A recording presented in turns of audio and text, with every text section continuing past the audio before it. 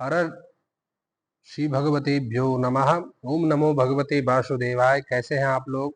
कार्तिक मास दूसरे दिन की कथा, दूसरा अध्याय। सत्यभामा के श्री कृष्ण को पूछने पर कि हे प्रभु, मैंने ऐसा कोई कर्म किया था जो मैं आपकी पत्नी हुई, तो वो कारण बताइए। तो श्री कृष्ण आगे सत्यभामा को सुना रहे हैं कि जो पूर्व जन्म में जो है, जब गुणवती तुम्हारे पिता और पति को राक्षस ने मार दिया, तो जब तुम्हें उस खबर का पता चला तो तुम विलाप करने लगी, रोने लगे, और तुम मुझको इस प्रकार से विलाप करने लगे कि हे पिता, हे पति, तुम मुझे त्याग कर कहाँ चले गए? अब मेरी कौन सुनेगा? कौन मुझे जो है भोजन खिलाएगा? कौन वस्त्र आदि देगा? कौन मेरे घर पे मेरा लालन पालन करेगा? ऐसे विलाप करते करते तुम जो है बेहोश हो जाती और वापस खड़ी होती और फिर से जो है इस प्रकार से शोकाकुल होकर निरंतर परेशान रहती। तो कहते हैं इस प्रकार के विलाप करते करते वो अपने आप को कोसने लग गई। श्री कृष्ण आगे कह रहे हैं कि हे सत्यभामा, कि चिल पक्ष की भांति रोती हुई गुणपति व्याकुल होकर वायु को झकझोरते हुए केले के वृक्ष समान जो है निरंतर गिरते रहते, लेकिन जब वो रोने से थोड़ा सा चित्त उसका शांत हुआ, तब उसने घर के कुछ वस्त्र, कुछ बर्तन आदि बेचकर जो है अपने पिता और अपने पति का श्राद्ध आदि कर्म किया बड़े विधि विधान से, और भगवान विष्णु की भक्ति में उसके बाद वो रत हो गई। शुद्ध शांत भाव से इंद्रियों को वश में करके और वह पूरी में ही रहने लग गई। जन्म से मरण पर्यंत तक उस गुणवती ने एकादशी के व्रत और कार्तिक मास के व्रत को बड़े ही विधिवत करा है। तो ऐसे श्री कृष्ण जी आगे कह रहे हैं, हे प्रिय, ये दोनों व्रत मुझे बड़े प्रिय हैं। कौन से? कार्तिक मास का व्रत और एकादशी का व्रत। ये दोनों व्रत जो है भुक्ति और मुक्ति को देने वाले हैं, मतलब संसार में सुख देने वाले हैं, और मुक्ति मृत्यु पर्यंत उस जातक को, उस व्यक्ति को वैकुंठ में स्थान देने वाले हैं। तो ऐसे भगवान श्री कृष्ण कह रहे हैं कि जो मनुष्य तुला की संक्रांति कर, मतलब कार्तिक मास में सूर्य के आने पर और कार्तिक मास के सवेरे के समय स्नान करता है, यदि वो बड़े से बड़ा पापी भी हो तब भी वो पाप से मुक्त हो जाता है। जो लोग कार्तिक में स्नान करता है, जागरण करते हैं, दीप दान करते हैं और तुलसी वृक्ष की रक्षा करते हैं, वह विष्णु के समान ही पूजे जाते हैं और विष्णु के समान ही माने जाते हैं। जो प्राणी कार्तिक में भगवान विष्णु के मंदिर की सफाई करते हैं और भगवान विष्णु की पूजन करते हैं, वह प्राणी जीवन में जीते हुए ही मुक्त हो जाते हैं। जो प्राणी कार्तिक में 3 दिन का नियम के साथ में भी अगर कोई व्रत कर जाए, तब भी देवताओं के समान वो पूजे जाने वाला व्यक्ति होता है। तब भला भगवान श्री कृष्ण सत्यभामा कह रहे हैं कि अगर कोई 3 दिन के साथ में भी कोई विधि के साथ इस व्रत को कर दे, तब भी वो देवताओं के समान पूजने योग्य है। लेकिन अगर जिसने जीवन पर्यंत तक इस व्रत और इस कथा को किया है, तो उसके लिए तो क्या फल कहे, इसका तो मैं बखान भी तुमसे नहीं कर सकता, ऐसे भगवान कह रहे हैं। इस तरह गुणवती मन लगाकर प्रतिवर्ष कार्तिक मास के व्रत करती और भक्ति पूर्वक भगवान विष्णु की आराधना करती। एक समय गुणवती रोग मुक्त होकर, बुखार मतलब ज्वर उसके शरीर में था, दुबली जो है उस बुखार के कारण वो दुबली हो गई, रोग के कारण वो दुबली हो गई और ज्वर से पीड़ित थी।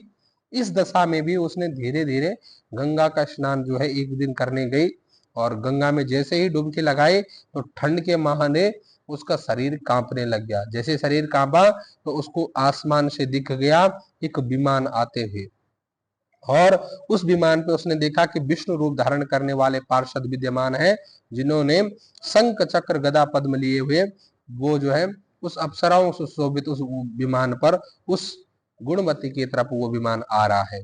उस विमान में जो है उसने उसको देखा, और गुणवती ने जैसे ही अपने शरीर को त्यागा तो उस विमान पे बैठी, और उसका जो शरीर था, जो आत्मा थी, वो अग्नि के समान प्रदीप्त हो रही थी, मतलब बड़ा ही शोभायमान लग रही थी। इस प्रकार वह कार्तिक व्रत के प्रभाव से मेरे निकट आ गई, ऐसे श्री कृष्ण की सत्यभामा को कह रहे हैं।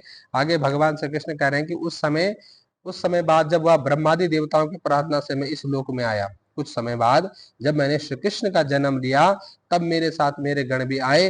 हे भामिनी, ये सत्यभामा, ये सभी यादव मेरे गण हैं, और उस जन्म में जो इन्होंने अच्छा कर्म किया था, देव शर्मा जो विप्र जो उस जन्म में तुम्हारे पिता थे, वो इस जन्म में सत्राजित यादव नाम का एक राजा है, और उस जन्म में जो तुम्हारे पति चंद्र शर्मा थे, वो इस जन्म में मेरे जो है काका अक्रूर के नाम से हुए हैं। तुम वही दुखिया गुणमती हो। उस जन्म के कार्तिक वर्ष से पुण्य से ही तुम्हें जो है तुम मेरी अत्यंत प्यारी हुई है।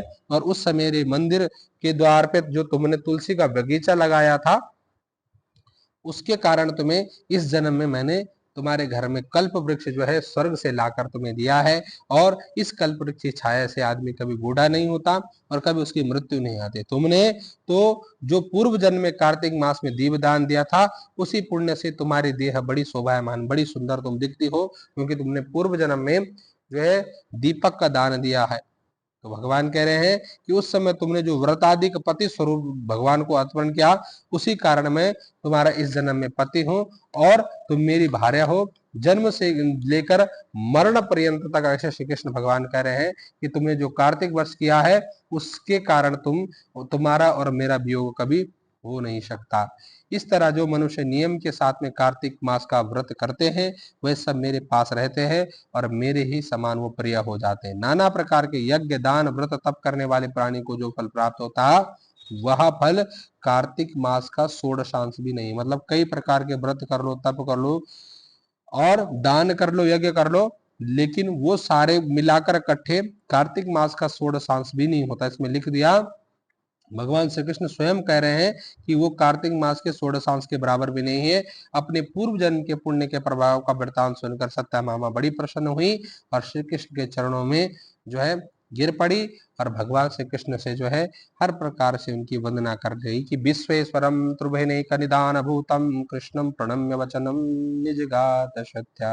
इस श्री कृष्ण भगवान आपकी जय हो। इस प्रकार से भगवान का गाथा गाने लगे। तो ये था कार्तिक मास द्वितीय अध्याय। कैसे आपको वीडियो लगे कमेंट बॉक्स में ओम नमो भगवते वासुदेवाय लिख सकते हैं, ओम श्री कृष्णाय नमः लिख सकते हैं, ओम विष्णवे नमः भी लिख सकते हैं।